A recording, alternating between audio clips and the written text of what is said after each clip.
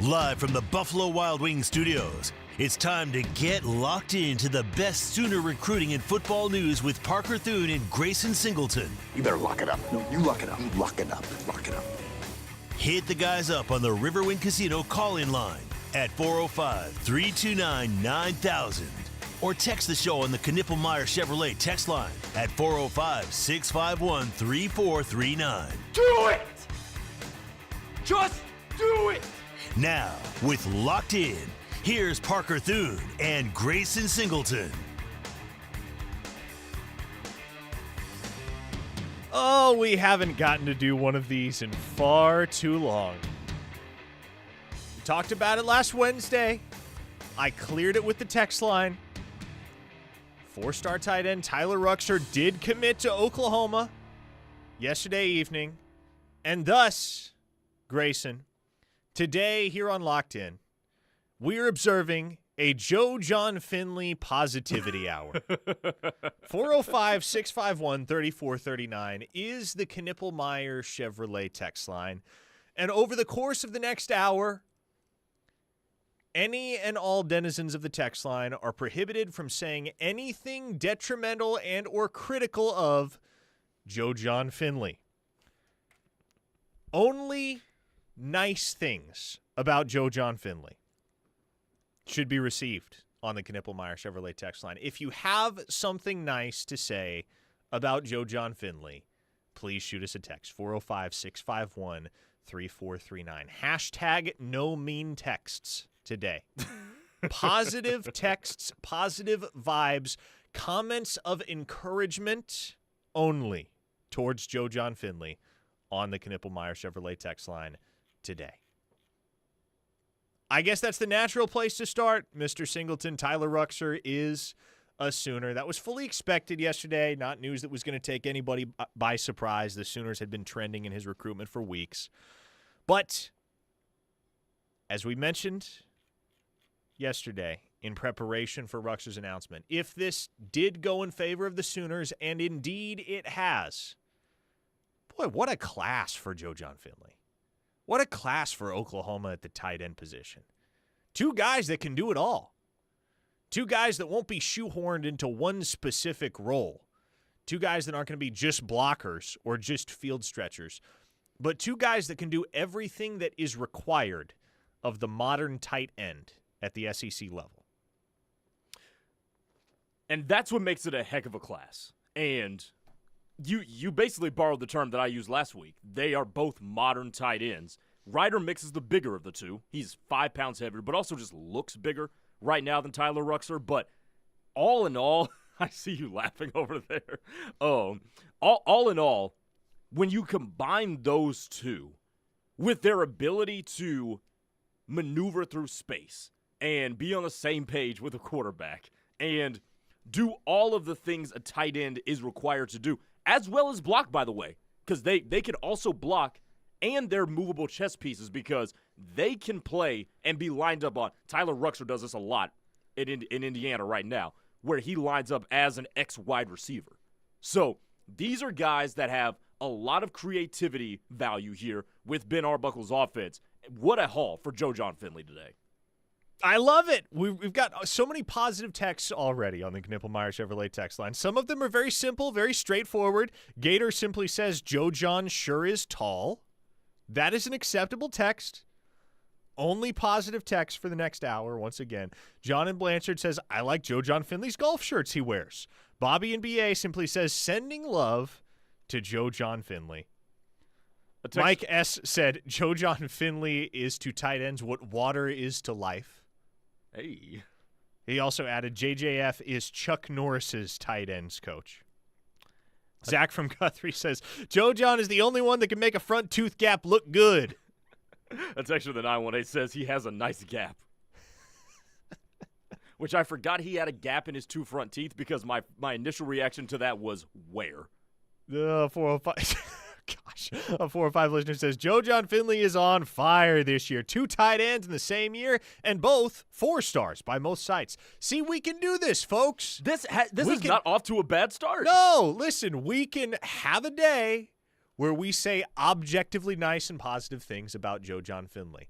We are capable of this as a group, as a family here on Locked In. Brought to you today by Dorsey Jones Buick GMC out in El Reno. And out there, take advantage of their fantastic service and low-pressure sales environment. They offer half-price oil changes on Saturdays.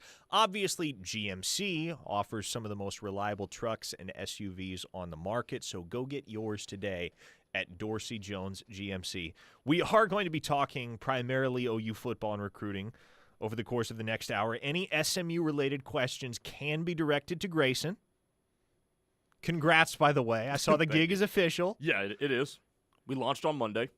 Oh, on Monday? Yeah, so we launched on Monday. We had a bunch of YouTube issues, which is why the first video came out earlier this morning, and we had a video that just finished premiering about 5 minutes ago. When you say we, who is this? I mean, I'm talking about the company. Okay. No, this is just me hosting that. Yeah, I was about to say, this is kind of a solo venture on your part, isn't it? This is, yes. A brand new venture because it's a brand new channel. Have you become intimately acquainted with the SMU roster yet? Not intimately, but we are trending in that direction. Good. That's always a process. Oh, yeah. Memorizing all of the details. Oh, yeah. About everybody in the respective position groups and projected starters and vitals and backgrounds and all that good stuff. Oh, yeah. Covering one football team is not for the faint of heart. Covering two football teams. That's why I've said many times, I do not envy the roles of those who cover college football on a national scale, because it is virtually impossible to speak in educated fashion about 136 different FBS teams, or even, I don't even know what it is, 64 or something like that, 60-something Power 4 teams, even if you're just limiting it to the Power 4. How do you have enough brain space to talk intelligently about any team that you may be prompted to weigh in on? I think it's because you limit it to talking about the things that fans see on TV. So they're not doing what we're doing, talking about the third-string guard. You know, they're not. You don't see that on ESPN because you're right. There's not enough time in the day to be able to do that and live even a halfway healthy life. Michael from Missouri on the text line, in observance of Joe John Finley Positivity Hour, says, Joe John has two awesome first names. Amen to that. Fact check. True. Beach Bum Sooner says, JJF stepped into a giant pile of you-know-what last season and still able to pull in good recruits? Respect. Glenn from Nashville says, I lived in Arlington, Texas when Joe John was playing high school football. I took my son, now 25, to see Joe John Finley play at Arlington High School. My son was young enough that I carried him on my shoulders from the parking lot to the stadium. The game we went to see, Joe John was the starting quarterback, starting free safety, and starting punter. He was the best athlete on the field in most games he played in high school. Glad he's on our staff. Gunny of Stutzman Army, on brand, says, I hate Pete Hughes, but not Joe John. And then, of course, any discussion regarding tight ends has to be interjected at some point by a joke about the tight end reverse pass. Carter from Shakota says, you think EA made a mistake by not including the tight end double pass in OU's playbook this year? I'm not going to lie. I thought the one joke was going to be at the expense of Devon Mitchell. Yeah, we've already gotten that joke in for the day. The daily Devon Mitchell fat joke is already in the books. Santa John says the tight end room loves Joe John Finley, and I think that's where we've kind of all missed the boat here. I know you've touched on it a couple of times. I've come to Joe John's defense a couple of times, but I think we fail to realize that there are players that love Joe John Finley, and your excerpt with Tyler Ruxer, I think, speaks on that, is that there are dudes that Joe John Finley actually is connecting with and is actually a pretty good recruiter. I think last year, especially if this Tyler Ruxer and Ryder mix combination works out, I think last year can be looked at one of those years where this might be a positional anomaly at Oklahoma. A positional anomaly. Elaborate a little bit. So, Bauer Sharp and Jake Roberts weren't there with the passing offense, even though Bauer Sharp led the team in receiving. It wasn't a great year for the tight end room. I think going forward, especially with what we know about Joe John Finley as the recruiter and as the person connecting with players, I think this tight end room is going to see a couple of successive years of really quality play. Obviously, that's dependent upon how they're utilized by Ben Arbuckle, but I think Joe John himself, coupled with all the injuries that happened with the offense, the uncertainty at quarterback, offensive line didn't help either. Everything was thrown into a fray to where his room in particular, I thought looked a lot worse than what it will look throughout the entirety of the Joe John Finley tenure here. On the YouTube chat, Corrections 101 says, JJF can change a tire better than anyone I know. Klima14 says, Joe John has great character and has shown resilience among all the criticism he has received. Corrections 101 also said JJF is now allowed to rub conditioner into Grayson's hair. No, the hell he's not. What? What brand of conditioner you use? Cantu. Cantu. Just like every black person does. Really? Yes. That's like the brand, huh? Yes. Shampoo, conditioner, curling cream, it is all the same. Okay. For me, at least. Okay. Well, there you go. Joe John is allowed to rub it into your hair, no, according to Corrections 101. I hardly even let my own girlfriend touch my hair. It's off limits, huh?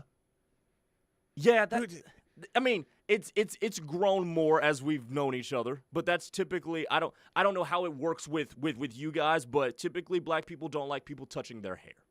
That's fair. Who is it that famously got annoyed when people would touch their head? Who was that? Adrian Beltre? Adrian Beltre, that's right. Yeah, Adrian Beltre. Because Elvis Andrews used to do it all the time. Yes, Adrian Beltre could not stand when anybody would touch his head. Uh-huh. That was such a good meme on sports Twitter. Oh, it was great. A verified source on the text line, 4 or 5 listeners, said JJF is sneaky athletic. A verified source says, to JJF's credit, the entire passing offense was not good, so to judge him based on that isn't really right. Mike S. says, to be fair to Joe John Finley, Jermaine Gresham and Mark Andrews wouldn't have succeeded in that mess of an offense last year. There's probably some truth to that. He also said, Grayson's hair is now at SMU All Access. Okay, that's just weird, man. What? Oh, the text line is in peak form this afternoon. A texter of the 405 says, I truly believe Caden Helms will have a breakout year if he can stay healthy under the coaching of Joe John. Yeah, and I don't know how the tight end room is going to shake out. I don't think any of us are going to know until we get a few weeks deep in fall camp and we start to see what hierarchy is emerging. But coming out of spring, and I've mentioned this before, what I was told pretty authoritatively about the state of the tight end room was that Caden Helms is probably the most consistent all-around guy that Oklahoma has in that group right now. There may be other guys that do one thing better than him, but in terms of just doing everything that the position requires, Helms has been the most reliable and most consistent. So I'd love it if it was a breakout year for Caden Helms, man. He's one of those guys that you can't help but root for him with everything he's been through. I mean, it would be cool to see a breakout year for a guy like that has endured so much physically in order to get his chance to be great in an OU uniform. Krabby Sooner wants to know, are Helms and McIntyre ever going to do anything? See, and Cade McIntyre is another guy that I think gets all too easily lost in the shuffle. I'm very interested to see what he brings to the table if fully healthy, and that's been a big if with him through 2 years. I think folks forget when he's been healthy, he's been in the mix. He's played snaps. He's been on the field. It's just consistently staying healthy for whatever reason has been a real bugaboo for him. But he's an extremely athletic kid. Maybe a little bit undersized for the position, 6'3", 225. So he's not small, but he's also not huge, but in tight end terms. Mm-hmm. But he's got speed. He's got strong hands. He's a willing blocker. He's somebody that I think could factor prominently into the equation at tight end this fall. Just got to take that next step, though. And I think that's the case for him. That's the case for Helms. That's the case for Carson Kent, who comes in from Kennesaw State, and he did some good things last year. And what conference is that? The Sun Belt? CUSA? I don't even know. But it's one thing to excel in that conference, and it's another thing to excel in the SEC. Somebody's got to step up, and you'd expect that someone will. It's just a matter of who that may be. A 918 listener said, my dad said Joe John Finley is the best tight ends coach he's ever seen, and I believe him. I'm not reading the second part of that text because it undermines the point. Positivity hour. Positive text only. No negatives, no disses. Gunny of Stutzman Army says JJF is not a hoe. There we go. We're back on track. Colin Claremore says JJF did a good job recruiting a kid that Nagy evaluated. Okay, well, that's fair. Like, that's an accurate description of the situation. That might be fair with Tyler Ruxer, but that does not apply to Ryder Mix. Nope. Because Ryder Mix was in tow pre-Jim Nagy. Long before Jim Nagy, Yeah. too. Long before Jim Nagy. Yeah. Nagy evaluated Tyler Ruxer. Nagy decided that Oklahoma was going to move on Tyler Ruxer. But if you listen to Tyler Ruxer articulate the reasons for his commitments last night, a significant portion of it, a substantial portion of it, was his belief that John Finley was the guy that could develop him for a future in the NFL. And that means something, right? It's one thing to look at it from a fan's standpoint or even from a reporter's standpoint, but this is a 17-year-old kid who has one shot at the show, right? Got one life to live. You got one decision to make as far as where you're going to play college football in order to set yourself up to have a successful career at both the collegiate level and ideally in the long run, the professional level. And Tyler Ruxer is a guy with options, plenty of them at his disposal, who's willing to trust, or I should say entrust his development to John Finley. It's encouraging. That goes to show you that at least in the eyes of the players who actually have to trust somebody in order to reach the next level, reach their goals with their football careers, amongst those guys, John Finley isn't nearly as much of a lame duck as fans may portray him to be. Robert on our YouTube chat with a very interesting question. 7 tight ends. Will there be enough reps for development? That is a big question. How do you think they go about, come fall camp, splitting up these reps? Yeah, I've always been under the impression that Trinae Washington will redshirt. John Locke is a walk-on, so I don't think those two will be too terribly involved. But you're still down to 5. Well, yeah, but, I mean, and five is a lot of guys, but it's kind of the same predicament that you face at every single position, right? You got a surplus of guys that can play. You have to figure out which ones will play, which ones you trust. That's why you have a month of fall camp, to get a bunch of those guys, a bunch of reps, and just see where things go. I would expect – I think the biggest X factor in that room obviously is Jaren Kanak. I would expect that you're going to see multiple tight ends, at least early in the season, playing a role for Oklahoma. We've seen OU take a gradual approach, especially in non-conference play in the past, with positions like running back, if you want to think back to 2022. You remember who broke camp in 2022 as Oklahoma's starting running back? It wasn't Eric Gray. It was Marcus Major. Oh, yeah. Uh-huh. And what happened in non-conference play, it became very apparent that, hey, Eric Gray is option 1, Javonte Barnes is option 2. Yeah. Everybody else is just kind of chasing. Yeah. So you have a month of fall camp to figure this out, and you don't have 3 games to figure it out. You can't toy around against Michigan on your home field in week 2. But you have Temple, you have Illinois State. In those games, you're going to be able to mix and match, figure out what works and what doesn't, give guys opportunities, and give dudes the opportunities to earn trust. Give them the chance to earn more snaps, earn a larger slice of the pie, if you will, and just see where things go heading into conference play. Okay, we're overdue for an opening timeout. Let's hit one. We'll come back and continue talking OU football and recruiting with all of you on the Knippelmeyer Chevrolet text line at 405-651-3439. You are listening to The Ref, the home of Sooner fans. Stay right here.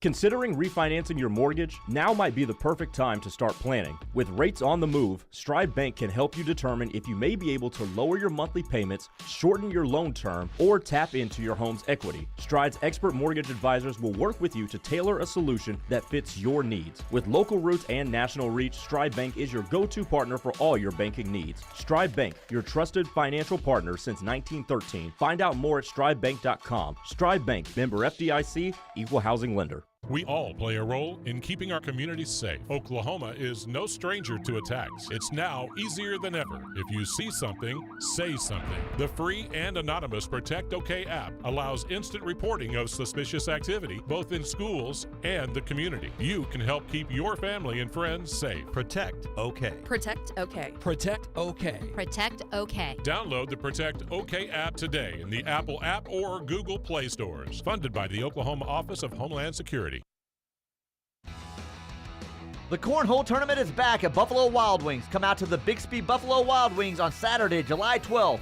Registration begins at 11 a.m. with the tournament starting at noon.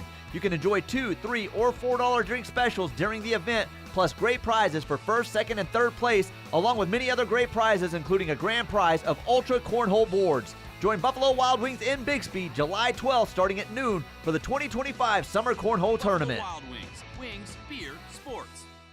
After a car crash, life can be hard. You're hurt, stressed, and then, when you need help the most, the insurance company doesn't care. They drag their feet, question your injuries, and make things difficult. They put profits over people. At McIntyre Law, we level the playing field. We take on the billion-dollar insurance companies so you can focus on what matters, getting your life back. Call us at 405-777-7000. You deserve better. My fiance is a veteran.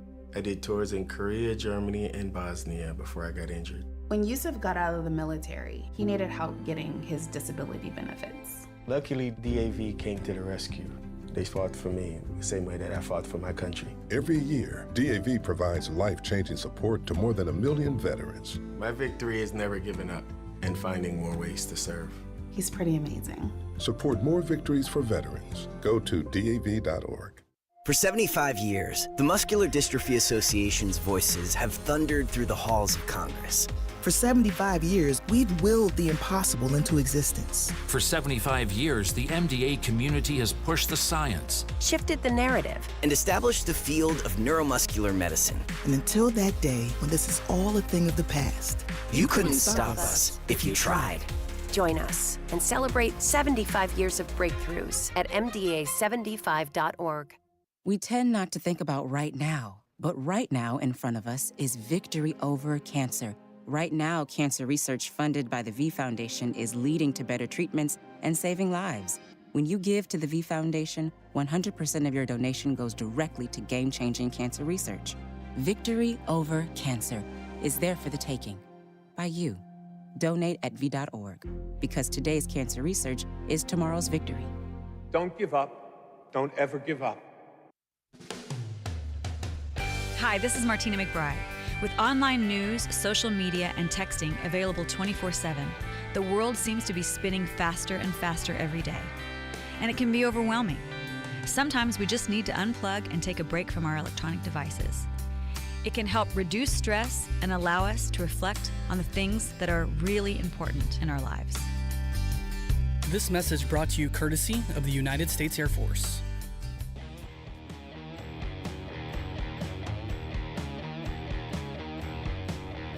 It is John Finley Positivity Hour here on the Ref. The home of Sooner fans. Parker Thune, Grayson, Singleton, and all of you on the Knippelmeyer Chevrolet text line. Gator wrote us a poem. Roses are red, carnations are pink.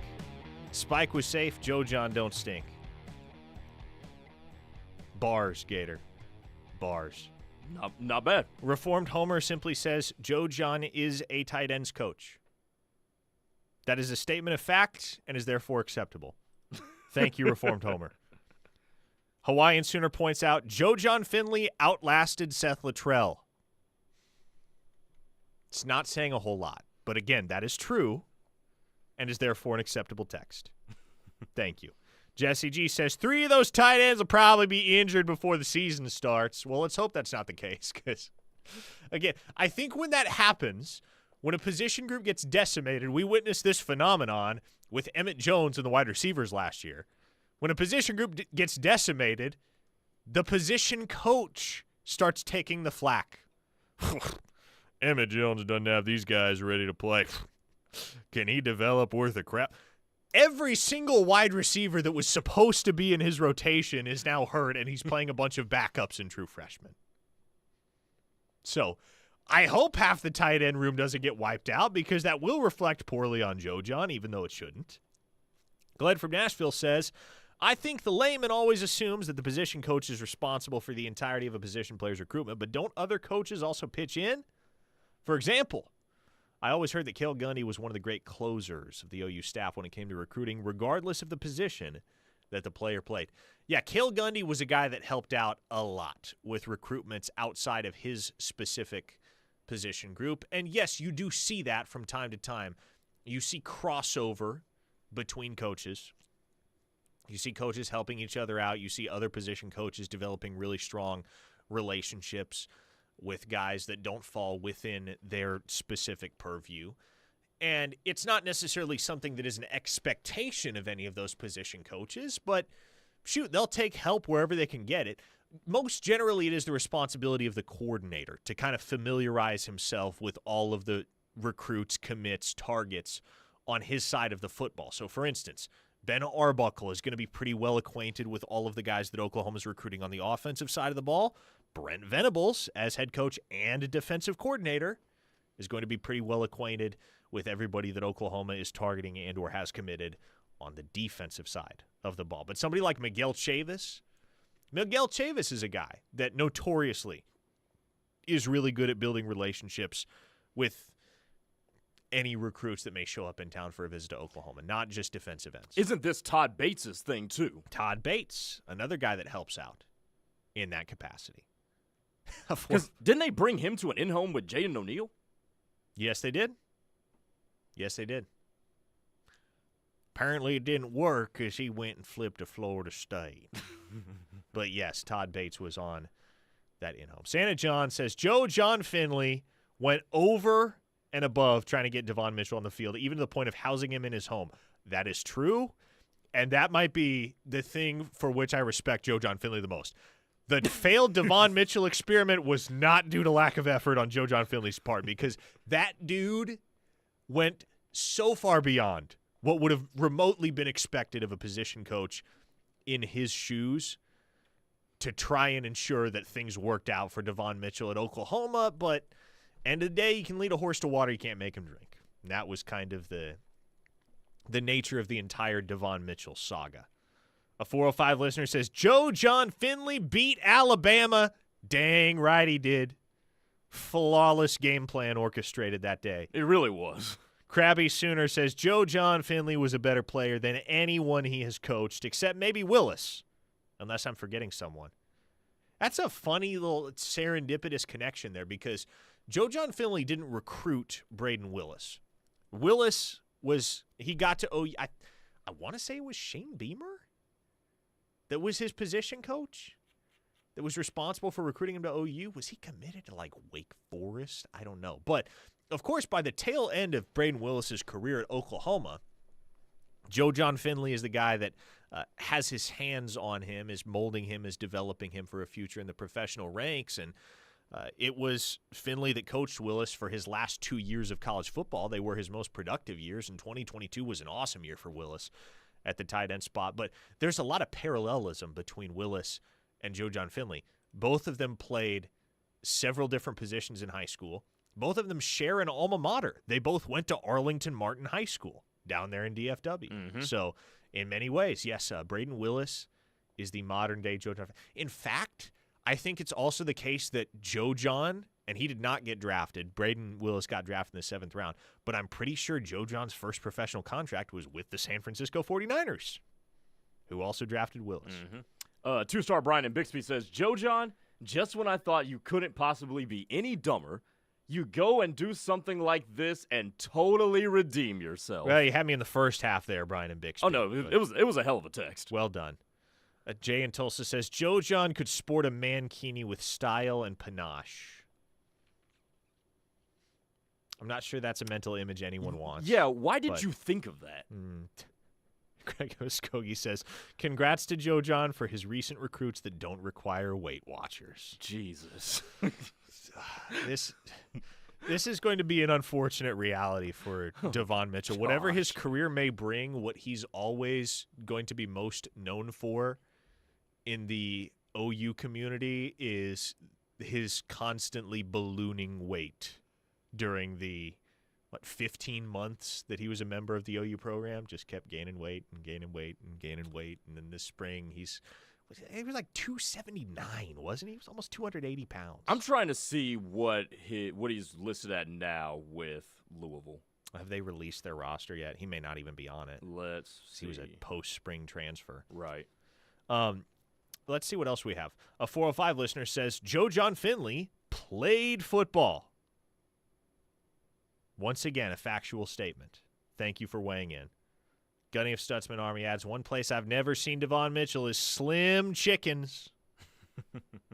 He is not on their roster just yet. Ever been to Slim Chickens? Not my favorite place. Really? No, not my favorite place to get chicken. What is your favorite place to get chicken? Come on now. Where do you just think my favorite place to get chicken would be? Okay. I'm going to say, I'm going to hazard a guess. Yeah, hazard might be the appropriate word here.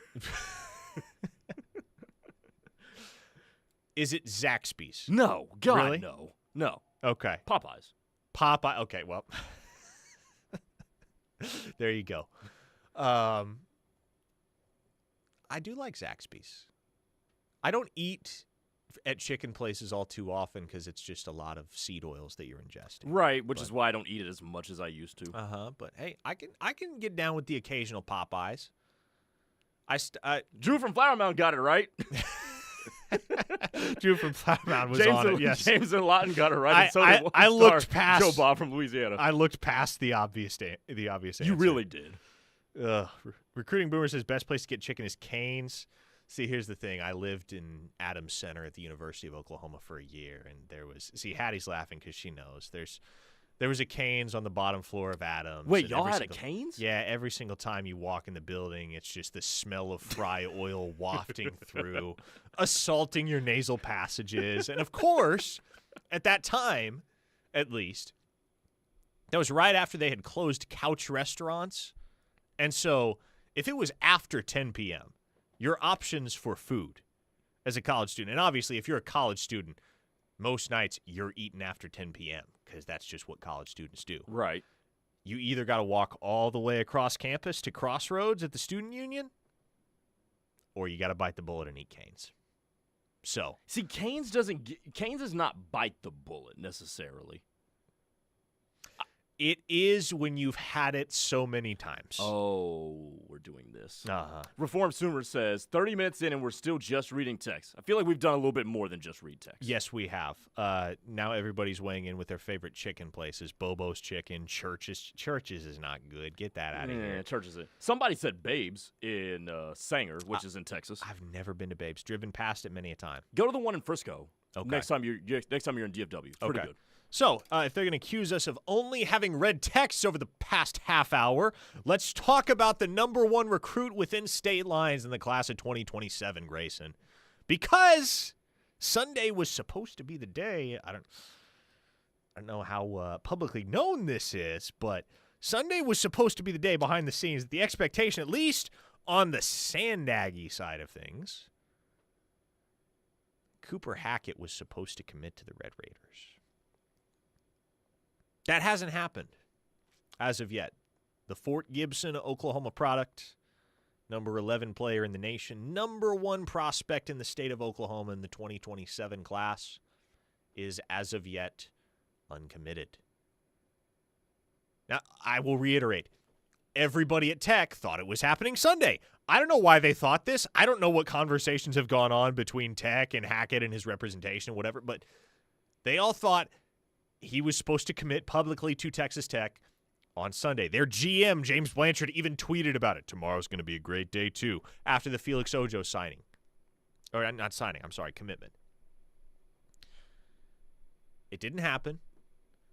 That said, I think we all understand in the aftermath of the Ojo deal and the publication of the numbers associated with it, Mr. Singleton, that Texas Tech has to be taken seriously as a contender for pretty much anybody they want at this point. We are all well aware that the Red Raiders are running a very affluent operation out there in West Texas. Cody Campbell, Double Eagle Energy, they've got a lot of money, and they've used a lot of money to back Texas Tech athletics and ensure that Texas Tech is positioned to compete for championships in all sports, but obviously football is what carries the most weight out there, as it does pretty much everywhere with very few exceptions. My question to you is this. If Cooper Hackett does wind up committing to Texas Tech, what are the implications there for Oklahoma? I don't know. It's if you're just talking about this with Cooper Hackett, if you just limit it to Cooper Hackett, I think the answer is more negative. I don't want to say bad, but it is negative trending publicity, because how do you not get this guy done? Mm-hmm. He's in Fort Gibson. The last guy from Fort Gibson you had, to any of our recollection, was our own Teddy Lehman. So how do you let this one get out, especially coming out of a 2026 class where you're not going to sign a guy, it seems, that is from within state lines. So I think that's the question that's going to come up. I really think this says more about Tech. And I don't think it says more about Tech in the sense that some of this stuff is said about SMU. This is an interesting sort of financial math problem that they have right now, because all of a sudden we know the astronomical number that was just committed to Felix Ojo. Correct. It's going to be a massive number for Cooper Hackett. Potentially even larger. That is a ton of money, and I don't know what kind of money Cody Campbell's operating with. I don't know if they're operating with Phil Knight money right now, because that could be all null and void if they're operating with something akin to that. That is a lot of money to be tied up in two people that play the same position, who are going to be, when Cooper Hackett gets to Lubbock, underclassmen, both of them. Felix Ojo will be a sophomore. Hackett will be a freshman. That is a ton of money to be committed to just those two that play the same position. So it's a very weird situation that Tech is about to put itself in. Here's a phenomenon that I'm noticing that kind of ties in directly with this whole situation. I think when people see a prediction go in from a reputable national expert, they think, well, it's over. He's going to so-and-so school. Like, the amount of people, when Sam Spiegelman on Saturday put in a pick for Texas Tech and Cooper Hackett's recruitment, the amount of people that were on the message boards on social media going, how do you get shoved in a locker by Texas Tech? The kid hasn't committed. And I guess I have to explain this to some folks as if they are five, in the words of Michael Scott. But the prediction mechanism was never intended to be an indicator of an imminent commitment from a given player to a particular institution. There were people yesterday on the message boards, all over the message boards and social media, mind you, that were saying, well, Peyton Houston's gone. He's going to USC. Wilt Fong and Spiegelman picked him to USC. Guess that one's over. That's not necessarily true. If you've learned anything in the NIL era, what you should have learned to this point is that recruiting is actually more fluid than it ever has been before. Yep. Felix Ojo didn't even like his OV to Texas Tech, per everyone I talked to. Texas Tech wasn't in his top four. Nope. Texas Tech wasn't even in play until like the final 72 hours leading up to his commitment. And so that right there, that singular instance, very high-profile instance, though, illustrates the reality of modern recruiting, which is that the money, the presence of money, has the capacity to change recruitments on a dime more frequently than you've ever seen recruitments change on a dime in the past. Recruiting has always been a fluid realm. It is more fluid than ever with the introduction of big money deals. No one thought, probably not even Cody Campbell, that Felix Ojo was coming to Texas Tech a week ago. And now here we are, and he's committed to the Red Raiders. So when you see a prediction from a reputable national expert, please do not immediately come to the conclusion that, oh, well, this kid's committed. Guess that's done. All right, guess we move on. That's not true in 90% of cases. Sometimes it is. Sometimes it is the case that this prediction indicates, especially when you already know a commitment date and the prediction happens in relatively close proximity to that commitment date, it may be the case that so-and-so is imminently going to commit to a specific institution. But that's certainly not always the case. And need I remind you, especially when you're dealing with a kid in the 2027 class like Cooper Hackett that's still a year and a half away from signing, even if he commits, the recruitment's far from over. And so I would caution everybody against thinking, well, all these experts say he's going to Tech. I guess he's going to be a Red Raider. Kiss it goodbye. That's that. If you think Oklahoma is just going to lay down and die and let the top in-state prospect and a lifelong OU fan at that go to Texas Tech with zero resistance, you're fooling yourself. Even if Cooper Hackett committed to Texas Tech tomorrow, Oklahoma would continue to pursue him for the next year and a half. But we had a text earlier, and it was from Chris in OK, Oklahoma, who said, I have firsthand knowledge on Cooper Hackett. He lives across the street from my brother-in-law. He wants to go to OU as long as the money's right. And that's been my impression as well. Cooper Hackett would like to go to the University of Oklahoma.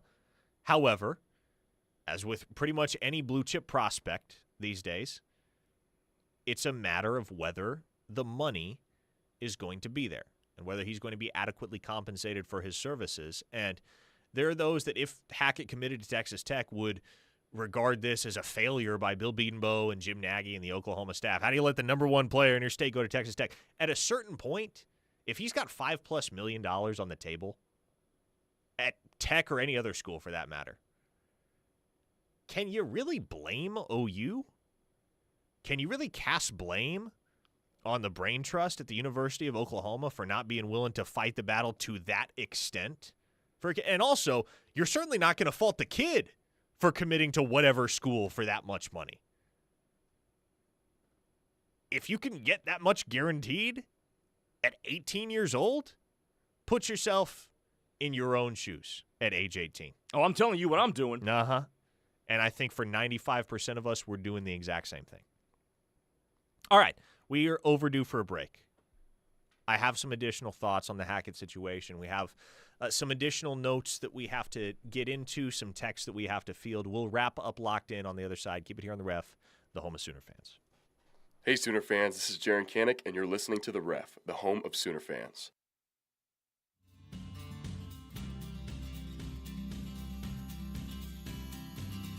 Norman Chamber of Commerce, Visit Norman, and the City of Norman encourage you to shop local this summer. Find good eats right here like Bad Daddy's Burger Bar. They've got delicious burgers, giant salads, and a front row seat to the next big game. Make sure to get the Young Family Athletic Center on your kids' summer schedule. Court rentals are always available to reserve in advance. Plus, camps, clinics, and leagues are going on now, and it's not too late to sign up.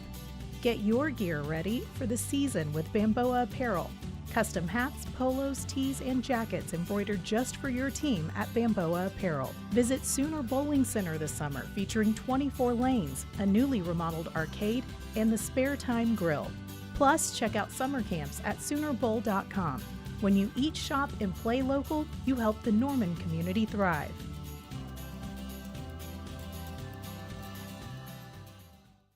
Hey Sooner fans, this is Dory Noka, lead anchor of the SEC Network and host of the Dory Noka Show here on The Ref. SEC Media Days are just around the corner. No one will have you covered quite like the home of Sooner fans. Tune into The Ref July 14th through the 17th as we go live to cover it in Atlanta. That's SEC Media Days, July 14th through the 17th, and no one covers it like we do, right here on The Ref, the home of Sooner fans. The Ref's SEC Media Days are brought to you by Bob Hurley RV, the Oklahoma football tailgate headquarters.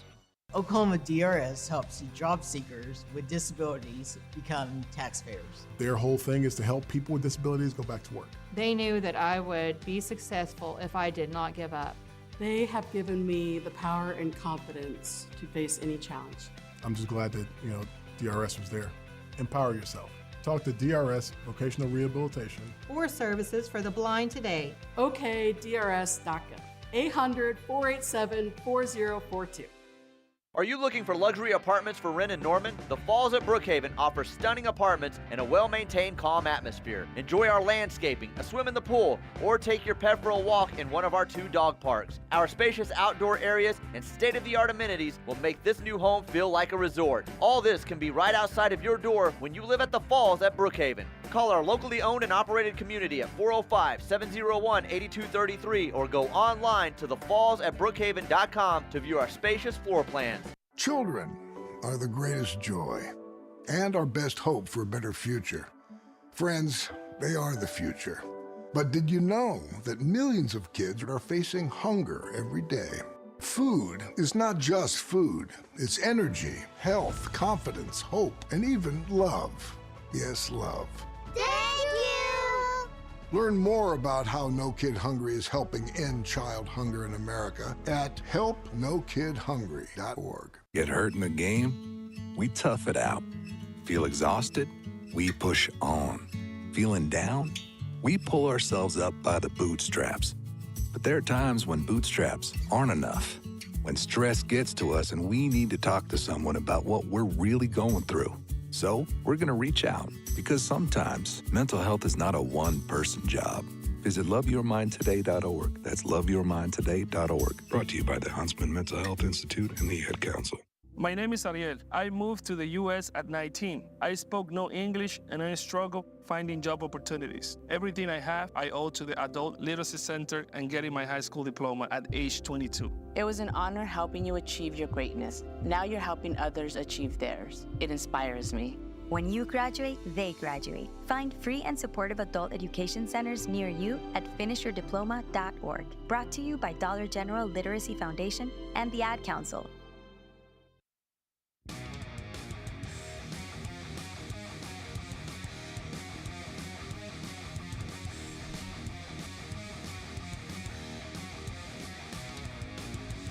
Last segment of Locked In here on the Ref. Parker Thune, Grayson Singleton. I tell you, the whole Discord, like, chronically online community, people who live their lives on the internet, this whole phenomenon is so weird. Sometimes you just get the most random stuff popping up onto your For You page on Twitter. This random tweet pops up from somebody who posted a screenshot from some Discord server. Finally face revealed after e-dating for 7 months. What? Wait, hang on. Say that one more time? Apparently e-dating is a thing. It is. Where you date someone without actually ever seeing their face or knowing what they look like. How do you do this?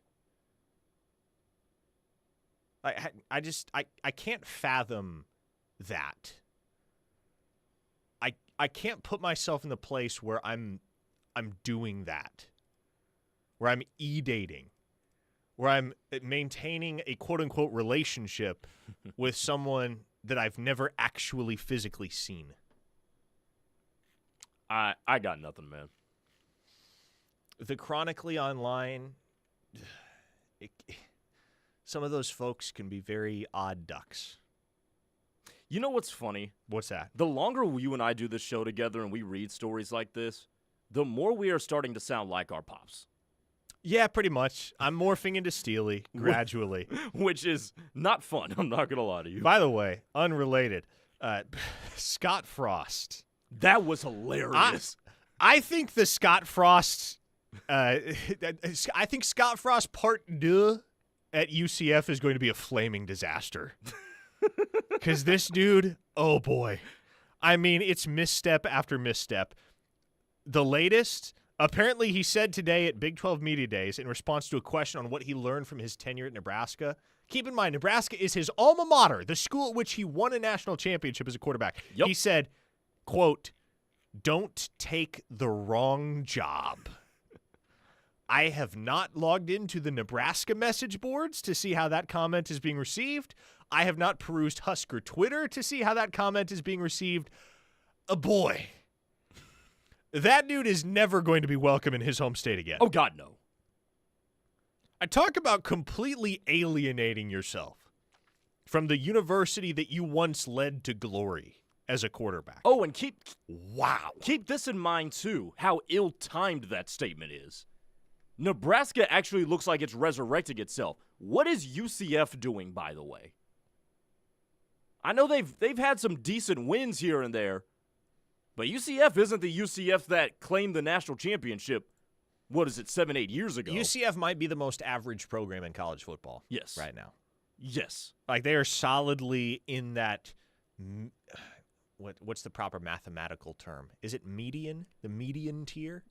They're right now just mired in mediocrity. Is it the mean tier or is it the median tier? I don't know. The point is, UCF, if you had to rank all 136 FBS teams, UCF would probably be like number 68. Right there, smack dab in the middle. On the topic of Cooper Hackett, circling back, Recruiting Boomer says, the people that think the prediction of a reputable source is a done deal didn't live through Hicks/Wiltfong day. Amen. And look, folks, I operate in that world. I frankly, I've moved away from issuing predictions because I think there are just too many misconceptions that come with it. I'm probably not going to enter predictions anymore now that we've made the transition to On3. It provides a natural juncture to just kind of permanently shift the business model in that capacity. Obviously, the intel that I report is going to remain the same, but the official prediction mechanism, it's just, again, there are way too many misconceptions with all of it. But as someone who operates in that world, very seldom in the past have I issued a prediction because I know for a fact, indisputably, that this kid is committing to a particular institution. No, it's you making a genuine prognostication based on some of the intel in a given recruitment. And that can change. And here's the thing with those predictions too. Do people ever look at the confidence meters underneath those? Because that's something I started to notice here maybe in the last month or so. That whenever Steve or Sam enters predictions, it's always a 60% confidence. Yeah, pretty much. Yeah, now I don't know if that's by default. I don't know if there's if they take actual whatever that they've heard into that. As long as I've worked with Steve, he has always at 24/7 his confidence level was always 6 out of 10 on the predictions because that was the default setting. Steve has always just entered predictions at the default setting and let it ride. And I think everybody else has kind of come around to that same model. But the thing is that yes, they're predictions, but nobody's actually 90%, 95% certain that they're going to happen. Mm-hmm. Evan from Blanchard says, I would take no issue if Cooper Hackett went to Tech for a bonkers amount of money. I do take issue with performative BS surrounding these types of decisions. The kid will say the same recycled line they all do. Quote, unquote, it just felt like home. And the media will say, quote, unquote, Joey McGuire's on a heater right now. And our fans will say, fire Nagy into the sun. I'm just tired, guys. Yeah, again, I don't think it's OU's fault if Cooper Hackett goes to Texas Tech, because if Cooper Hackett if Tech is willing to pay Cooper Hackett anything close to what they were willing to pay Felix Ojo, it's entirely understandable why Cooper Hackett would choose to play at Texas Tech. And it's interesting that we're having this conversation on the heels of what you told us about Felix Ojo and his feelings about his visit to Lubbock. Because if the money isn't there, there's no way in hell you're committing to play football at a place you don't like. And that place be Lubbock.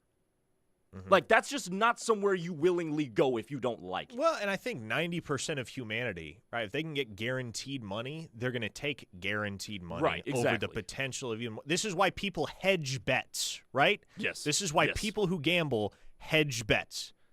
Because you always want to be sure that at least you're getting something as opposed to getting hung out. Because what happens if Cooper Hackett gets to the collegiate level and he takes significantly less money to come to OU and he tears an ACL or an Achilles or something that derails his career? At that point, he's probably going to wish he took the guaranteed money. If I told you, especially in football. Yeah, if I told you I'll give you $1 million right now, or I'll put 4 slips of paper in a hat. One says $0, one says $500K, one says $1 million, one says $10 million. You're probably just taking the guaranteed $1 million, right? This is how the human brain operates. You want to mitigate risk. And so if Cooper Hackett commits to Texas Tech, fine. Like, good on him. You can get the bag, get the bag. I don't think anybody's going to fault him for it. It doesn't mean OU dropped the ball.